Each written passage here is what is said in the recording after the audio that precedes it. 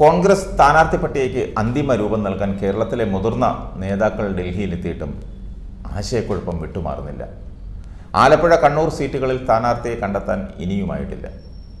രാഹുൽ ഗാന്ധി വയനാട്ടിൽ മത്സരിക്കണമെന്ന നേതൃത്വത്തിൻ്റെ ആവശ്യം അംഗീകരിച്ചാൽ ഈ സീറ്റുകളിൽ സമുദായ സമവാക്യങ്ങൾ കണക്കിലെടുത്തുള്ള സ്ഥാനാർത്ഥി നിർണയം നീണ്ടുപോയേക്കും. ഇന്നോ നാളെയോ ആദ്യഘട്ട സ്ഥാനാർത്ഥി പ്രഖ്യാപനം നടത്താനാണ് ഹൈക്കമാൻഡ് ശ്രമിക്കുന്നത്. ഇപ്പോഴത്തെ സാഹചര്യത്തിൽ മുഴുവൻ സീറ്റുകളിലും സ്ഥാനാർത്ഥിയെ പ്രഖ്യാപിക്കാൻ കഴിയുമോ എന്ന് ആശങ്കപ്പെടുകയാണ്. വയനാട്ടിൽ രാഹുൽ ഗാന്ധി മത്സരിക്കണമെന്ന സമ്മർദ്ദമാണ് KPCC നേതൃത്വത്തിൻ്റെ ഭാഗത്തു നിന്നുള്ളത്. കഴിഞ്ഞ തവണ രാഹുൽ ഗാന്ധി പ്രധാനമന്ത്രിയാകുമെന്ന ധാരണ കേരളത്തിലെ വോട്ടർമാരിൽ ഉണ്ടാക്കാൻ കോൺഗ്രസിന് സാധിച്ചിരുന്നു. ഭൂരിഭാഗം സീറ്റുകളും ജയിച്ചതിന് പിന്നിൽ രാഹുൽ ഇഫക്റ്റ് ഉണ്ടായിരുന്നുവെന്നാണ് KPCCയുടെ വിലയിരുത്തൽ. ഇക്കുറിയും ഈ പരീക്ഷണത്തിലാണ് കോൺഗ്രസിൻ്റെ നോട്ടം. എന്നാൽ ഇക്കുറി രാഹുൽ ഗാന്ധി വന്നാലും അമിത പ്രതീക്ഷയുടെ ഭാരമുണ്ടാകില്ലെന്നാണ് കോൺഗ്രസ് നേതാക്കൾ തന്നെ വിലയിരുത്തുന്നത്. എല്ലാ സീറ്റുകളിലും സിറ്റിംഗ് MP മാർ മത്സരിക്കണമെന്നാണ് KPCC നേതൃത്വത്തിൻ്റെ നിലപാട്. പക്ഷേ അവസാന ഘട്ടത്തിൽ പത്തനംതിട്ടയിൽ പുതുമുഖം വേണമെന്ന ആവശ്യവുമുണ്ട്. കനകോലു റിപ്പോർട്ടിൻ്റെ അടിസ്ഥാനത്തിലാണ് ഈ ആവശ്യം ഉയർന്നത്. ആൻ്റോ ആൻ്റണിയെ മാറ്റി നിർത്തിയാൽ യൂത്ത് കോൺഗ്രസ് സംസ്ഥാന വൈസ് പ്രസിഡന്റ് അബിൻ വർക്കിക്ക് നറുക്കു വീണേക്കും. അങ്ങനെ വരുമ്പോൾ യൂത്ത് കോൺഗ്രസിനെ പരിഗണിച്ചെന്നുമാകും. ആലപ്പുഴയും കണ്ണൂരും ഇപ്പോഴും പ്രതിസന്ധിയിലാണ്. രാജ്യസഭയിൽ പരിഗണിക്കണമെന്നാണ് K. സുധാകരൻ ഇപ്പോഴും ആവശ്യപ്പെടുന്നത്. പ്രസിഡന്റ് സ്ഥാനം പോകാതിരിക്കാനുള്ള തന്ത്രമാണിതെന്ന് മറുവിഭാഗം ഹൈക്കമാൻഡിനെ അറിയിച്ചിട്ടുമുണ്ട്.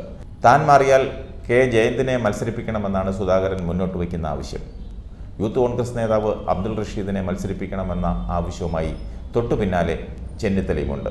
ജയന്തോ സുധാകരനോ കണ്ണൂരിൽ മത്സരിച്ചാൽ ആലപ്പുഴയിൽ മുസ്ലിം സ്ഥാനാർത്ഥിയെ മത്സരിപ്പിക്കേണ്ടതായി വരും. MM ഹസൻ, AA ഷുക്കൂർ, ഷാനിമോൾ ഉസ്മാൻ എന്നിവരുടെ പേരുകളാണ് ആലപ്പുഴയിൽ പരിഗണനയിലുള്ളത്. എറണാകുളം DCC പ്രസിഡന്റ് മുഹമ്മദ് ഷിയാസിൻ്റെ പേര് പ്രതിപക്ഷ നേതാവ് മുന്നോട്ട് വയ്ക്കുന്നുണ്ട്. ഇതിന് മുന്നോടിയായാണ് കഴിഞ്ഞ ദിവസങ്ങളിൽ ഷിയാസിനെ മുൻനിർത്തി കോതമംഗലത്ത് കലാപത്തിനുള്ള ശ്രമം നടത്തിയത്. നേതൃത്വം പറഞ്ഞാൽ മത്സരിക്കുമെന്ന് KC വേണുഗോപാൽ അവിടെ പ്രഖ്യാപിച്ചിട്ടുണ്ട്. എന്നാൽ ഹരിത ബാബുവിന് വേണ്ടിയാണ് വേണുഗോപാലിൻ്റെ നീക്കമെന്ന് കോൺഗ്രസ് കേന്ദ്രങ്ങളിൽ ചർച്ചയുണ്ട്. കേരളത്തിലുൾപ്പെടെ സംസ്ഥാനങ്ങളിലെ സ്ഥാനാർത്ഥി പട്ടികയ്ക്ക് അന്തിമ രൂപം നൽകാൻ കോൺഗ്രസ് കേന്ദ്ര തെരഞ്ഞെടുപ്പ് സമിതി യോഗം ഇന്ന് വൈകിട്ട് മല്ലികാർജ്ജുൻ ഖാർഗെയുടെ അധ്യക്ഷതയിൽ ചേരും.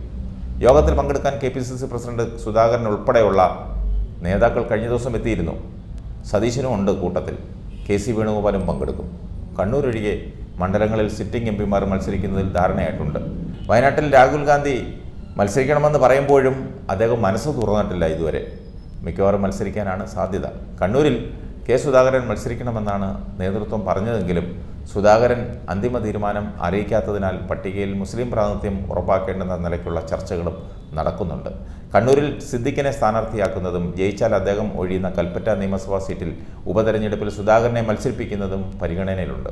ആലപ്പുഴയിൽ ജയിച്ചാൽ വേണുഗോപാൽ രാജസ്ഥാനിൽ നിന്നുള്ള രാജ്യസഭാ സീറ്റ് ഒഴിയേണ്ടി വരും. അത് വീണ്ടും ജയിക്കാനുള്ള അംഗബലം അവിടെ പാർട്ടിക്കില്ല. അതും പ്രശ്നമാണ്. ഏതായാലും കുഴഞ്ഞു മറിയുകയാണ് സീറ്റ് ചർച്ച.